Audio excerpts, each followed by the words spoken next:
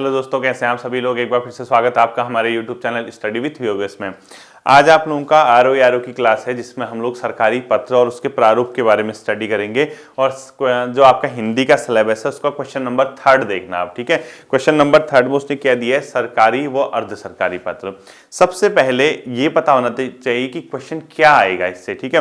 Question आएगा या तो सरकारी पत्र का क्वेश्चन आएगा या अर्ध सरकारी पत्र का, इन दोनों में से एक क्वेश्चन आएगा और 15 नंबर का होगा। जैसे आपने क्वेश्चन नंबर 1 चेक किया होगा, वहां पे आपका क्या है, क्वेश्चन नंबर 1 में आपका पूरा पैराग्राफ है, उसका सारांश और उसमें जो अंडरलाइन वाला है उसकी मीनिंग और उसके अलावा जो आपका शीर्षक है, ये 3 चीजें उसमें आपने नोट करनी है, ठीक है। क्वेश्चन नंबर 2 टेबुलर फॉर्म किसी सरकारी पत्र का, वो मैं आपको करा चुका हूं, बता दिया है, ठीक है। क्वेश्चन नंबर 3 का पहला पार्ट है बच्चों सरकारी पत्र, ठीक। इससे 2 तरीके के क्वेश्चन पूछे जा सकते हैं, या तो सरकारी पत्र क्या है और इसका एक प्रारूप बनाइए, ये पूछा जा सकता है डायरेक्ट 15 नंबर का, या कोई सरकारी पत्र के संबंध में आपको एक क्वेश्चन दिया होगा, प्रैक्टिकल क्वेश्चन, कि आप ये हैं, ये चीज है, ये मैटर है, इसके संबंध में एक सरकारी पत्र जो है इसको लिखिए करके, इस तरीके से, ठीक है। तो सबसे पहले हम इसका प्रारूप और इसका क्या देखते हैं कि ये होता क्या है, ठीक है। सरकारी पत्र देखिए, हेडिंग लिखिए सरकारी पत्र। सैटरडे संडे फिलहाल के लिए, जब तक प्रीलिम्स का रिजल्ट नहीं आ जाता, हम लोग इसी तरीके से इसको कवर करते रहेंगे। बाकी आप लोग जीएस वगैरह पढ़ते रहना, उत्तराखंड क्योंकि 60 मार्क्स की आपकी, तो उत्तराखंड मैंने लगभग सब कराया हुआ है। जीएस आपको पता है कि कैसे कैसे तैयार करना है, करंट अफेयर्स में कराऊंगा आपको, ऐसे राइटिंग स्वतः ही आपको प्रैक्टिस करनी पड़ेगी। हिंदी वाला पोर्शन में करा रहा हूँ, ठीक है। देखो सरकारी पत्र बेसिकली होते क्या बच्चों, मैं इसको क्या करूंगा ना, पूरा लैंग्वेज में नहीं लिखाऊंगा, मैं आपको पॉइंट बता दूंगा कि ऐसा ऐसा होता है, उसको आप लैंग्वेज में पिरो के लिख देना, बस सिंपल सी बात है, ठीक है। देखना सरकारी पत्र बेसिकली क्या होते हैं बच्चों, सरकार के एक ऐसे पत्र या वे पत्र जो सरकार के एक कार्यालय से दूसरे कार्यालय को भेजे जाते हैं। सिंपल सी बात समझना कि ये सिंपली क्या होगा, एक ऑफिस होगा सरकार का, एक कार्यालय होगा, उस कार्यालय से दूसरे कार्यालय को भेजे जाएंगे, ठीक है। एक कार्यालय से दूसरे कार्यालय को या दूसरे ऑफिस को भेजे जाएंगे, यानी सरकार वे पत्र जो सरकार के एक कार्यालय से दूसरे कार्यालय को भेजे जाते हैं, ठीक है। और इन पत्रों में क्या होगा बच्चों, इसको खास विशेषता क्या है, इस पत्र में क्या होगा, सब्जेक्ट क्या होगा इसमें, विषय, जैसे इसका सब्जेक्ट का विषय क्या होगा, ठीक है। सब्जेक्ट का विषय होगा क्या, सरकार का कोई निर्णय है, कोई समस्या के संबंध में है, उस समस्या के समाधान के संबंध में है, या अपने आप में कोई नीति निर्धारण यानी पॉलिसी मेकिंग के मामले में है, तो वो सरकारी पत्र के अंडर आते हैं, ठीक है। यानी जैसे इसके विषय क्या होंगे, कोई भी पत्र जो एक कार्यालय से दूसरे कार्यालय को भेजे जाते हैं जिसमें सरकार के किसी निर्णय, यानी कोई सरकार ने कोई डिसीजन दे रखा है, ठीक है, कोई निर्णय कर रखा है सरकार ने, किसी समस्या के बारे में बात की है, उस समस्या के समाधान के बारे में बात की है, समस्या के समाधान की बात की है, ठीक है। समस्या यानी कोई भी सरकारी पत्र जिसमें सरकार का कोई निर्णय होता, कोई समस्या होती, कोई समस्या समाधान या नीति निर्धारण संबंधी यानी पॉलिसी मेकिंग संबंधी विषय होते हैं, नीति निर्धारण होता है, ये सारे क्या कहलाते हैं बच्चों, सरकारी पत्र कहलाते हैं। तो सिंपल सा तो है, एक ऑफिस से दूसरे ऑफिस, और उसमें सब्जेक्ट क्या रहेगा, कोई भी ऐसा विषय जिसमें सरकार का कोई निर्णय, समस्या समाधान और नीति निर्धारण जैसे सब्जेक्ट समाहित हो, क्या कहलाते हैं, वो सरकारी पत्र कहलाते हैं, ठीक है। अब देखना ऐसा ही नहीं, इनका एक स्पेशल बात क्या होती है बच्चों, इस एक प्रॉपर एक ढांचा होगा इनका, यानी एक निश्चित ढांचे में रहती हैं। और इसमें क्या होता है, ये हमेशा ध्यान रखना, इसकी जो विषय वस्तु है, जो भी कंटेंट है इसका, वो फैक्ट बेसिस होगा, यानी तथ्य के आधार पर उसमें बोला जाएगा, यानी इसके अलावा सुसंगत होगा, यानी नियमों के संगत होगा, या अपने आप में स्पष्ट व शुद्ध होगा, ठीक है। इसमें ध्यान देना बच्चों, इसका एक निश्चित ढांचा होता है इन पत्रों का, निश्चित ढांचा, ठीक है, निश्चित ढांचा इसका होगा। और इस निश्चित ढांचे के अलावा बच्चों इसमें क्या होता है, इसकी जो विषय वस्तु है, जो भी कंटेंट है, ऐसा नहीं कि खाली भी विषय वस्तु, इसका जो सब्जेक्ट होगा वो क्या होगा बच्चों, ध्यान रखना, वो एक तथ्यपरक होगा, फैक्ट बेस होगा, इसके अलावा सुसंगत होगा, शुद्ध होगा, ठीक है। देखो विषय वस्तु क्या होगी इसकी, तथ्यपरक, सुसंगत और स्पष्ट, ठीक है, ये रहती हैं सरकारी पत्र में। तो सिंपल सा इससे क्या समझे आप, तो आप इसको अगर लैंग्वेज में पिरोना होगा, क्या लिखोगे, ऐसे पत्र जो सरकार के एक कार्यालय से दूसरे कार्यालय को भेजे जाते हैं तथा जिसमें सरकार के किसी निर्णय, समस्या समाधान व नीति निर्धारण जैसे विषय समाहित हो, वो सरकारी पत्र कहलाते हैं। ये एक निश्चित ढांचे में ढली होती है तथा इनकी विषय वस्तु तथ्यपरक, सुसंगत व स्पष्ट होती है। इस तरीके से आप सरकारी पत्र की डेफिनेशन लिख सकते हो। अगर पूछता है कि सरकारी पत्र क्या है, इस तरीके से आप क्या कर सकते हो, लिख सकते हो। बाकी आपको कोई अदर इंफॉर्मेशन इसमें इंक्लूड करनी है, आपके पास किताब है ही हरदेव बहारी जी की या कुछ भी है, उसमें आपको ये सब चीजें मिल जाएंगी। ठीक है, ध्यान रखना। अब इनकी कुछ खास बच्चों अपने आप में क्या होते हैं, इंपोर्टेंस होते हैं। जैसे ये क्या होते हैं, जितने भी सरकार के क्रियाकलाप होंगे, गवर्नमेंट की एक्टिविटीज होती है, उसके बेस होते हैं, यानी प्राथमिक आधार होते हैं। यानी सरकार ने जितनी भी एक्टिविटीज करनी है उसके लिए कोई ना कोई सरकारी पत्र निकाला जाएगा ना, तो उसी बेस पे तो कोई ऑर्डर निकलेगा, उसी बेस पे तो काम होगा ना। तो सरकार के क्रियाकलापों के प्राथमिक आधार होते हैं पॉइंट, जैसे आप इसमें लिख सकते हो, जितने भी सरकारी क्रियाकलाप होते हैं, ठीक है, सरकारी क्रियाकलाप के प्राथमिक आधार होते हैं। ठीक है, ये प्राथमिक यानी बेस होगा सरकार के कामकाज का। ठीक है, यानी सरकार के क्रियाकलाप का ये क्या होता है, बेस होता है। इस पॉइंट को आप लोग ध्यान में रखना, कौन सा, सरकारी पत्र। साथ ही साथ बच्चों इन्हें क्या कर सकते हो आप, वैधानिक प्रमाण के स्वरूप। जैसे आपने कभी आपसे ये कहा, किसी ने पूछा कि भाई कैसे कर दिया, तो आप वैधानिक प्रमाण यानी लीगल एक प्रकार से एविडेंस दिखाओगे कि सरकारी पत्र इस बेसिस पे हमने ये काम किया, तो ये इन्हें क्या कर सकते हैं, वैधानिक प्रमाण स्वरूप प्रस्तुत किया जाता है। वैधानिक प्रमाण स्वरूप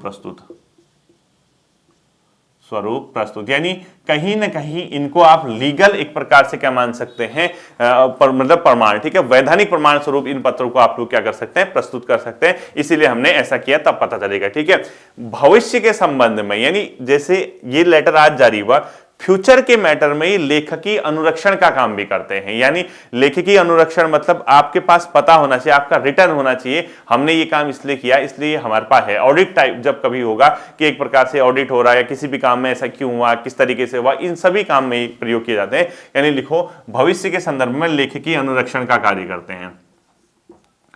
लेखकी अनुरक्षण,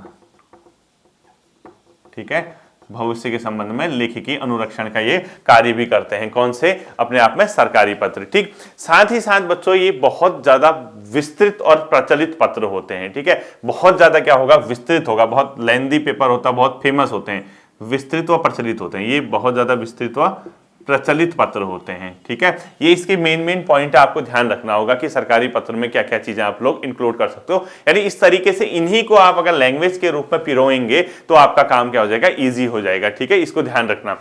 इसके अलावा देखना बच्चों, इनका जो हम यूज करते हैं बेसिकली ये सरकारी प्रयोजनों के उद्देश्य से इसका यूज करते हैं। यानी इनका प्रयोग सरकारी प्रयोजन हेतु किया जाता है। यानी ये सरकारी प्रयोजन होगा, गवर्नमेंट का कोई काम होगा तभी तो इनका यूज करोगे ना। तो लिखो, इनका प्रयोग सरकारी प्रयोजन हेतु किया जाता है। सरकारी प्रयोजन हेतु इसका क्या होता है, प्रयोग होता है। ठीक है, यानी सरकार का जो प्रयोजन होगा उसी के लिए इसका हम लोग क्या करेंगे, यूज करेंगे। किसका, सरकारी पत्र का। इसको ध्यान में रख लेना। ठीक है, दूसरा, आप इसको ना पद से पद को भेजोगे, ऐसा नहीं कि आपने किसी और को भेज दिया। आप पद यानी सेक्रेटरी सचिव भेज रहा, डीएम को भेज रहा, डीएम भेज रहा, सचिव को भेज रहा, यानी पद से पद को भेजा जाता है, व्यक्ति से व्यक्ति को नहीं। ठीक है, ये पत्र जो होते हैं बच्चों पद से पद को भेजे जाते हैं, पद से पद को भेजे जाते हैं। ठीक है, अगर समझना है तो ब्रैकेट में लिख लो, सचिव टू जिलाधिकारी या जिलाधिकारी टू सचिव या कोई भी पोस्ट टू पोस्ट को इसमें आप लोग क्या करोगे, भेजोगे। इसको आप लोग ध्यान में रखना है। ठीक है, इसके अलावा बच्चों इसमें एक बहुत इंपॉर्टेंट बात यह है, ये जो पत्र होते हैं बच्चों उच्च अधिकारी से निम्न को भी भेजे जा सकते हैं और निम्न से उच्च को भी, यानी बोथ साइड इसको आप लोग भेज सकते हैं। ठीक है, तो लिखो, ये पत्र उच्च से निम्न, उच्च अधिकारी से निम्न या निम्न से उच्च दोनों दिशाओं में भेजे जाते हैं, निम्न से उच्च। ठीक है, दोनों डायरेक्शन में आप इन लेटर्स को क्या कर सकते हो, सरकारी पत्रों को एक जगह से दूसरी जगह भेज सकते हो। इस तरीके से आपको ये भी पता होना चाहिए। ठीक है, इसके अलावा ये जो लेटर लिखे जाएंगे बच्चों राजभाषा में लिखे जाएंगे। ठीक है, इसमें किस में लिखे जाएंगे, राजभाषा में लिखे जाते हैं। राजभाषा में क्या होता है, लिखे जाते हैं, लिखी जाते हैं, यानी राजभाषा में इसको आप लोग क्या करोगे, लिखेंगे। इसको ये भी आपको पता हो जाना चाहिए कि आपको इस पत्र को जो लिखना है वो किस भाषा में लिखना है, राजभाषा में लिखा जाएगा। ये भी आपके उनके क्या होना चाहिए, ध्यान में होना चाहिए। ठीक है, पता लगा कुछ और ही कर दिया है वहां। ठीक, इसके अलावा इस पे जो पत्र होता है बच्चों उसका जो मतलब सर्वाधिक विस्तृत यानी मूल लेख जो होता है सर्वाधिक विस्तृत होता है। जो इसमें कंटेंट लिखोगे ना तो लिखो, इसका मूल लेख यानी जो मेन आपने इसमें कंटेंट लिखा है वो सर्वाधिक विस्तृत है, सर्वाधिक विस्तृत रूप से इसको आप क्या करोगे, मूल लेख इसका लिखेंगे। ये भी आपको ध्यान में रखना होगा कि इसका जो मूल लेख है सर्वाधिक क्या होता है बच्चों, विस्तृत होता है, ठीक है। और पत्र जो अपने आप में शुद्ध होंगे, सर्वथा शुद्ध। तो इस तरीके से आप लोग क्या कर सकते हैं बच्चों, सरकारी पत्र की एक प्रकार से डेफिनेशन इन्हीं शब्दों को मिला मूल होकर जोड़ सकते हैं कि एक कार्यालय से दूसरे कार्यालय को भेजे जाते हैं तथा सरकार के किसी निर्णय, समस्या समाधान और नीति निर्धारण जैसे विषय होते हैं सरकारी पत्र कहलाते हैं, ठीक है। निश्चित ढांचे में ढले होते हैं तथा इनके विषय वस्तु तथ्यपरक, सुसंगत व स्पष्ट होती है। इसके अलावा आपने लिखा सरकारी क्रियाकलापों के प्राथमिक आधार होते हैं, इन्हें वैधानिक प्रमाण स्वरूप प्रस्तुत किया जाता है और इसके अलावा भविष्य में लेखिकी अनुरक्षण का कार्य करते हैं। बहुत विस्तृत व प्रचलित पत्र होते हैं। इसके अलावा आपने लिखा सरकारी प्रयोजन हेतु इनका प्रयोग किया जाता है। उच्च से निम्न व निम्न से उच्च अधिकारी को भेजा जाता है, पद से पद को भेजा जाता है। मूल लेख सर्वाधिक विस्तृत होता है। इस तरीके से अगर आपने लिख दिया तो आपके अच्छे खासे 100-150 शब्दों में आप इसको डेफिनेशन को इंक्लूड कर सकते हो, ठीक है।